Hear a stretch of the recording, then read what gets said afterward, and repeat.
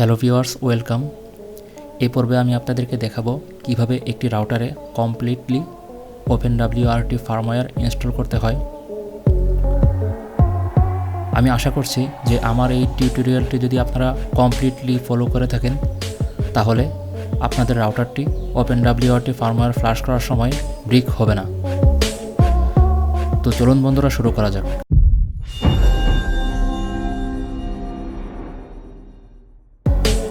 সর্বপ্রথম আমাদের OpenWRT ফার্মওয়্যারটি download করতে হবে। এজন্য আমি গুগলে চলে গেলাম। গুগলে গিয়ে আমরা লিখব OpenWRT হার্ডওয়্যার। বন্ধুরা, OpenWRT হার্ডওয়্যার ওপেন হওয়ার পরে এখান থেকে দেখুন টেবল অফ হার্ডওয়্যার, এখানে আমরা ক্লিক করব। এখানে ক্লিক করার পরে আমরা আমাদের ভার্সন অনুযায়ী সার্চ করে ফার্মওয়্যারটি ডাউনলোড করে নেব। বন্ধুরা, আমার রাউটারের মডেল নাম হচ্ছে আর্চার A6, সুতরাং আমি আর্চার A6 ভার্সন 3 এই ভার্সনের ফার্মওয়্যারটি ডাউনলোড করে নিচ্ছি।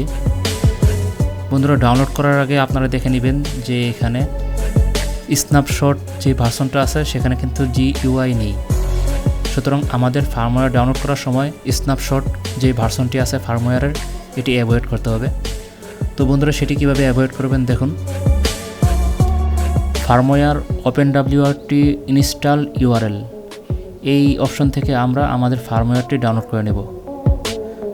তো এই অপশন থেকে ডাউনলোড করলে আমরা কিন্তু আমাদের সঠিক ফার্মওয়্যারটা পেয়ে যাব। বন্ধুরা, নিচে দেখুন OpenWRT স্ন্যাপশট ইনস্টল URL আছে, সেটা আমরা ডাউনলোড করব না, আমরা ডাউনলোড করব ঠিক এই জায়গাটা যেটা আমি মার্ক করে রাখছি। তো এই ফার্মওয়্যারটা যখন আমরা ডাউনলোড করব তখন কিন্তু আমাদের গ্রাফিক্যাল ইন্টারফেস সহ আমাদের OpenWRT ফার্মওয়্যারটি আপগ্রেড হবে। তো সুতরাং বন্ধুরা, আমি এখান থেকে এই ফার্মওয়্যারটি ডাউনলোড করে নিচ্ছি। অলমোস্ট 500 MBর মতো ফাইল।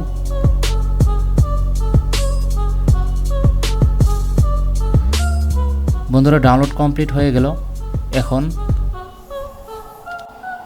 এই ফার্মওয়্যারটিকে আমরা TP-Link রাউটারে আপগ্রেড করব। বন্ধুরা, কীভাবে আপগ্রেড করব? বন্ধুরা, আপগ্রেড করতে হলে আমাদেরকে TP-Link রাউটারের সেটআপ পেজ অর্থাৎ লগইন পেজে যেতে হবে এবং আমাদের অ্যাডমিন পাসওয়ার্ড দিয়ে আমাদের রাউটার সেটআপ পেজে এন্ট্রি করতে হবে। তো বন্ধুরা, আমি আমার অ্যাডমিন পাসওয়ার্ড দিয়ে আমার রাউটারে এন্ট্রি করলাম। আমার রাউটারের মডেল A6, আপনাদের রাউটারের মডেল যেটা সেই অনুযায়ী আপনারা ডাউনলোড করে নেবেন। তারপর এখান থেকে অ্যাডভান্সে ক্লিক করার পরে আমরা ট্যাব থেকে চলে যাব সিস্টেম টুলস এই ট্যাবে। এই ট্যাবে ডাবল ক্লিক করার পরে আমাদের এখান থেকে ওপেন হবে ফার্মওয়্যার আপগ্রেড। বন্ধুরা, ফার্মওয়্যার আপগ্রেড এই অপশানে আমরা চলে যাব। তো এখান থেকে আমাদের ব্রাউজ করে আমাদের যেই OpenWRT ফার্মওয়্যারটি আছে সেটি কিন্তু আমাদের সিলেক্ট করে দিতে হবে। বন্ধুরা, যথানিয়মে আমি আমার ডাউনলোড করা OpenWRT ফার্মওয়্যারটি এখান থেকে সিলেক্ট করে দেব। তো এখান থেকে সিলেক্ট করার পরে আমরা সিম্পলি এখান থেকে আপগ্রেড বাটনে ক্লিক করব। বন্ধুরা, এখান থেকে একটি পপ আপ মেনু শো করবে, do you want to upgrade the firmware, এখানে আমরা ক্লিক করব আপগ্রেডে। তো বন্ধুরা দেখুন, যখন আমি আপগ্রেড বাটনে ইয়েস প্রেস করলাম তখন কিন্তু আমাদের ফার্মওয়্যারটি আপগ্রেড হওয়া শুরু করেছে। তো বন্ধুরা, আপগ্রেড হওয়ার সময় খুবই সতর্ক থাকবেন যেন আপনাদের কারেন্ট না যায়, অর্থাৎ আপনাদের রাউটার থেকে কোনোভাবেই যেন বিদ্যুৎ সংযোগ বিচ্ছিন্ন না হয়। প্রয়োজনে আপনারা আপনাদের ডেস্কটপের যে IPSটা আছে, UPS যেটাকে বলে, সেটাতে আপনারা আপনাদের রাউটারের কানেকশনটা দিবেন, অথবা আপনারা আগে থেকে রাউটারের জন্য যে UPS পাওয়া যায় সেটি আপনারা কিনে নিতে পারেন। আর যদি আপনাদের ল্যাপটপ থাকে তাহলে খুবই ভালো, ডেস্কটপকে অ্যাভয়েড করবেন। এক্ষেত্রে ল্যাপটপ যদি থাকে তাহলে আপনাদের কারেন্ট চলে গেলেও আপনাদের আপডেট হওয়া পর্যন্ত আপনাদের কিন্তু ব্যাকআপটা থাকবে এবং ব্যাকআপটা কমপ্লিট হচ্ছে কিনা সেটা কিন্তু আপনারা দেখতে পারবেন। আমার এতগুলো কথার সারমর্ম এই যে আপনাদের রাউটার আপগ্রেড করার সময় কোনোভাবে যেন বিদ্যুৎ থেকে সংযোগ ডিসকানেক্ট না হয়, সেটা অবশ্যই আপনার খেয়াল রাখতে হবে এবং এই আপগ্রেডেশন প্রসেসটা 100% হওয়া পর্যন্ত আপনাকে ধৈর্য সহকারে অপেক্ষা করতে হবে। তো বন্ধুরা, আমি অপেক্ষা করছি।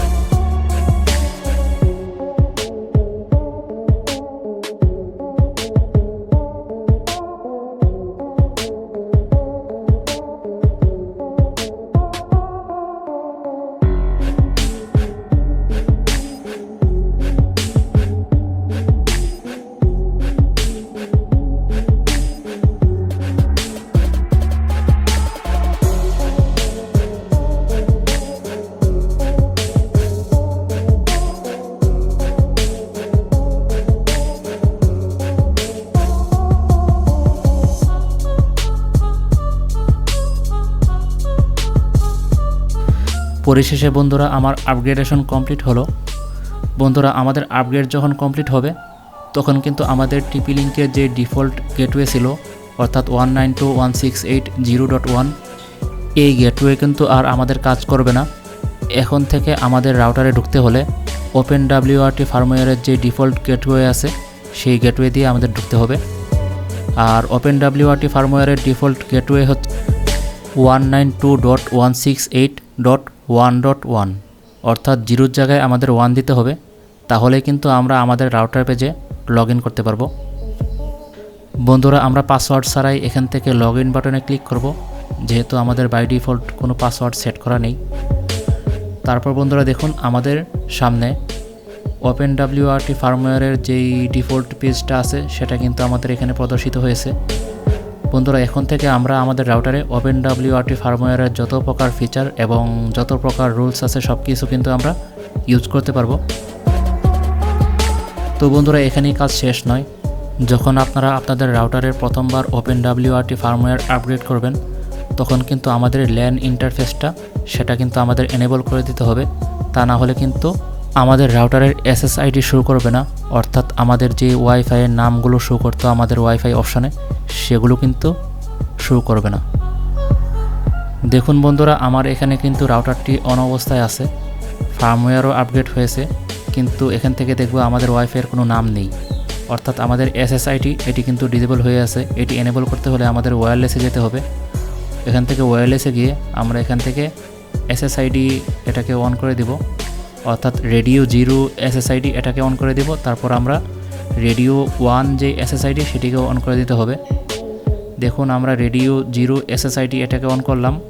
তো এখন আমাদের রেডিও 1-এর যে SSID ডিসেবল করা আছে সেই ডিসেবলটা আমরা এনেবল করে দেব। বন্ধুরা এখানে আরেকটি কথা বলে রাখি, এখানে রেডিও 0 মানে হচ্ছে আমাদের 2.4G আর রেডিও 1 নামে হচ্ছে সেটা হচ্ছে আমাদের 5G নেটওয়ার্কের যে SSID সেটা এনেবল করার পরে আমরা এখান থেকে সেভ অ্যান্ড অ্যাপ্লাই দিব। সেভ অ্যান্ড অ্যাপ্লাই দিলে আমাদের কিন্তু SSID এনেবল হয়ে যাবে। বন্ধুরা এটা এনেবল হওয়ার পরে আমরা কিন্তু মোবাইল দিয়েও আমাদের OpenWRT ফার্মওয়্যারে আমরা অ্যাক্সেস নিতে পারবো, অর্থাৎ 192.168.1.1 এই IP দিয়ে আমরা কিন্তু মোবাইল দিয়ে এন্ট্রি করতে পারবো আমাদের OpenWRT রাউটারের যে ফার্মওয়্যার আছে সেখানে। বন্ধুরা এই ছিল আমাদের ফার্মওয়্যার ইনস্টলেশন প্রসেস।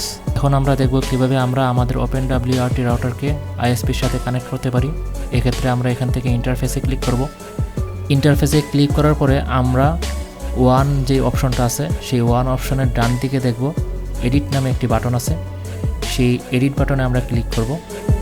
সেই এডিট বাটনে ক্লিক করার পরে আমরা আমাদের ISPর দেওয়া PPPoE পাসওয়ার্ড দিয়ে আমরা কানেক্ট করতে পারবো, অথবা আমাদের এখান থেকে যে প্রোটোকল অপশন আছে সেখান থেকে আমরা যেই অপশন আমরা চাই সেই অপশন দিয়ে কিন্তু আমরা কানেক্ট করতে পারবো। বন্ধুরা আমার PPPoE পাসওয়ার্ড আছে, তাই আমি এখান থেকে প্রোটোকল থেকে PPPoE পাসওয়ার্ডটি দিয়ে আমরা কানেক্ট করব। এক্ষেত্রে আমাদের PPPoE এই অপশনটি ড্রপডাউন থেকে সিলেক্ট করার পরে আমরা এখান থেকে সুইচ প্রোটোকলে ক্লিক করব। করার পরে আমরা এখান থেকে PPPoE যে ইউজার নেম আছে সেটা দিব এবং আমাদের ISP থেকে যে পাসওয়ার্ডটি আমাদের প্রোভাইড করা হয়েছে সেই পাসওয়ার্ডটি কিন্তু আমরা এখানে এন্টার করে দিব।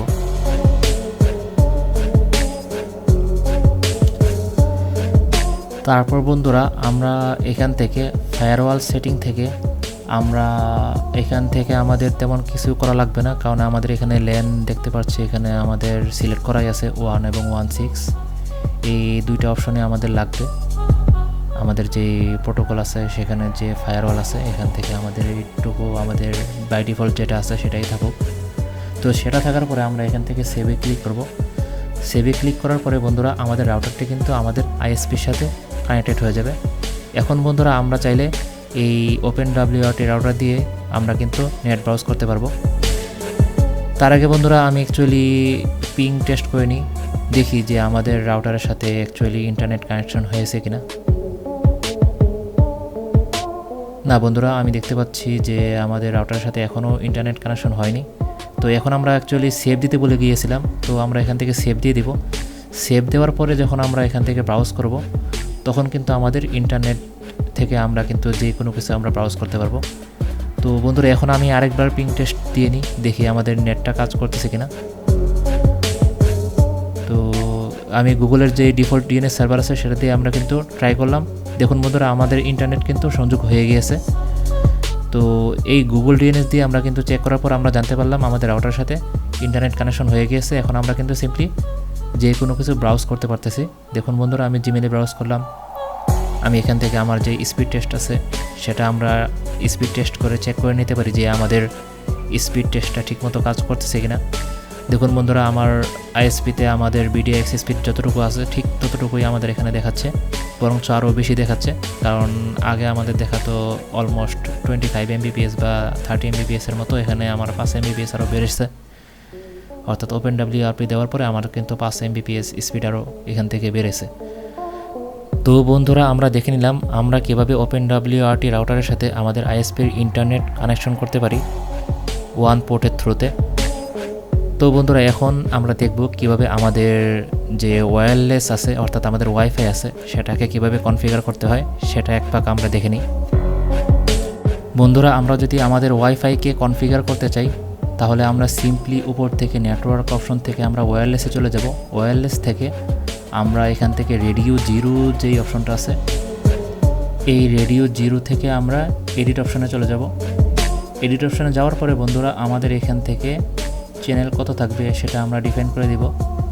বন্ধুরা চ্যানেল অপশন থেকে আমরা নির্দিষ্ট একটা চ্যানেল আমরা দিয়ে দিতে পারবো, অথবা অটো দিতে পারবো, আমরা মোড থেকে এন দিতে পারবো, অথবা লেজিসি দিতে পারবো। তারপর বন্ধুরা আমাদের এখান থেকে অ্যাক্সেস পয়েন্ট মোড যেটা আছে অ্যাক্সেস পয়েন্ট মোড চেঞ্জ করে আমরা ক্লায়েন্ট দিতে পারবো। আমাদের বিভিন্ন মোড আছে, তো ন্যাচারালি আমরা কিন্তু অ্যাক্সেস পয়েন্টই রাখি। তারপর আমাদের এসএসআইডি অর্থাৎ আমাদের যে ওয়াইফাইয়ের নাম সেটা কিন্তু আমরা এখান থেকে ডিফাইন করে দিতে পারবো। তারপর নেটওয়ার্ক থেকে আমরা ল্যান অপশনটা ক্লিক করব আর ওয়ান অপশনটা আমরা ক্লিক করব। ওয়ান আপনারা দিতেও পারেন নাও দিতে পারেন, ওটা কোনো সমস্যা না, কিন্তু ল্যান অপশনটা অবশ্যই সিলেক্ট থাকতে হবে আপনার। তারপর বন্ধুরা ওয়্যারলেস সিকিউরিটি থেকে আমরা কিন্তু আমাদের ওয়াইফাইয়ের যে পাসওয়ার্ডটি আছে সেই পাসওয়ার্ডটি আমরা কিন্তু এখান থেকে সেট করতে পারবো। এখানে দেখুন বন্ধুরা WPA3 আছে, WPA2 PSK আছে, তো সেগুলো দিয়ে আমরা কিন্তু আমাদের ওয়াইফাইয়ের পাসওয়ার্ডটি কিন্তু আমরা এখান থেকে সেট আপ করে দিতে পারি। বন্ধুরা আমি আমার নিজের মতো করে একটি পাসওয়ার্ড দিয়ে নিচ্ছি। আর এখান থেকে এনক্রিপশন থেকে আপনারা যদি WPA3 দিয়ে যদি আপনাদের নেট না চলে তাহলে আপনারা WPA2 PSK যেটা আছে সেটা দিয়ে আপনারা ক্লিক করে সেভ করে দিবেন। বন্ধুরা এই হলো আমাদের রেডিও জিরো অথবা 2.4G যেই কনফিগারেশন আছে সেটা। তো এখন আমরা দেখব অ্যাকচুয়ালি যে আমাদের রাউটারের যে 5 GHz চ্যানেল আছে, তো এই 5 GHz চ্যানেলটা আমরা কীভাবে সেট করব। তার আগে বন্ধুরা আমরা একটু সেভ এন্ড অ্যাপ্লাই দিয়ে নিই। বন্ধুরা প্রত্যেকটা কাজ শেষেই কিন্তু আমাদের সেভ এন্ড অ্যাপ্লাই দিতে হবে, তা না হলে কিন্তু আমাদের এই সেটিংটা সেভ হবে না। বন্ধুরা দেখতে পাচ্ছেন আমাদের ওয়্যারলেসে মেহেদি নামে যে নেটওয়ার্কটা আছে সেটা কিন্তু আমাদের এখানে শো করতেছে। এখন আমরা অ্যাকচুয়ালি দেখব যে কিভাবে আমরা আমাদের 5G নেটওয়ার্ককে সেট আপ করতে পারি। বন্ধুরা এখান থেকে রেডিও ওয়ান নামের যেই অপশনটা আছে সেই ওয়ান নামের অপশনটাই কিন্তু আমাদের 5G নেটওয়ার্কের চ্যানেল। আপনারা একই নিয়মে আপনাদের 5G নেটওয়ার্কটিও আপনারা কনফিগার করে নেবেন। কনফিগারের সময় চ্যানেল উইথ দিবেন আপনারা 149। যদি বন্ধুরা আপনারা 149 আপনারা না পান তাহলে আপনাদের কান্ট্রি সিলেক্ট করে দিবেন আপনাদের বাংলাদেশ কান্ট্রি সিলেক্ট করে দিলেই কিন্তু আপনাদের 5G নেটওয়ার্কটি শো করবে। তো বন্ধুরা এই হলো আমাদের প্রাথমিকভাবে আমাদের OpenWRT কনফিগারেশন। বন্ধুরা যদি আমার ভিডিও থেকে আপনাদের কোনো বুঝতে সমস্যা হয় তাহলে অবশ্যই কমেন্টে জানাবেন, আর প্লিজ দয়া করে আমার চ্যানেলটাকে সাবস্ক্রাইব করে রাখবেন, তাহলে আমি এরকম আরও নতুন নতুন ভিডিও বানাতে উৎসাহ পাবো। বন্ধুরা যদি আপনারা এই কাজটি করতে গিয়ে যদি কোনো প্রকার সমস্যা ফেস করেন অথবা কোনো কিছু যদি না বুঝেন তাহলে অবশ্যই আমার ভিডিওর যে কমেন্ট সেকশন আছে সেখানে কিন্তু আপনারা কমেন্টে জানাতে ভুলবেন না, আমি অবশ্যই আপনাকে রিপ্লাই দিব। আপনারা প্লিজ যদি কোনো কিছু না বোঝেন নিজে নিজে রিস্ক নেবেন না, কারণ বুঝে শুনে কাজটি না করলে আপনার রাউটারটি ব্রিক হয়ে যাওয়ার সম্ভাবনা থাকবে। সেই ক্ষেত্রে বন্ধুরা আগেই সাবধানতা অবলম্বন করা জরুরি। সুতরাং বন্ধুরা ভালো থাকবেন, সাবস্ক্রাইব করে আমাদের পাশে থাকবেন। ধন্যবাদ।